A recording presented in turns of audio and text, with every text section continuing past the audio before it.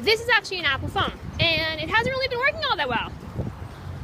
For the past, I don't know, 6 months, something like that. I mean, I started the last recording by saying that the car that I showed in the video is across the street from this church, right? And this church is a place where a large male parishioner, he identified himself as a parishioner, first harassed me by coughing at me, and then said he was gonna call security to have me removed from the church, and then backed me into a wall trying to grab my camera. All right, that happened to me.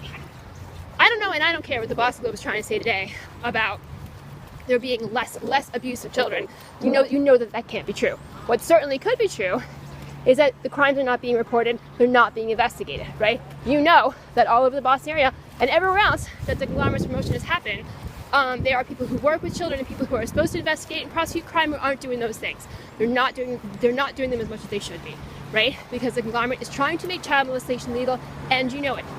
Almost none of the things that have happened to me over the past few years that I have tried to report to anyone, were ever acknowledged as having happened at all, right? Boston and Cambridge are littered with caution cones and wet floor signs, right?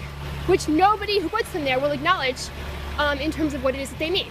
That doesn't mean they're not really happening, right? It means that people are lying to achieve a bad goal.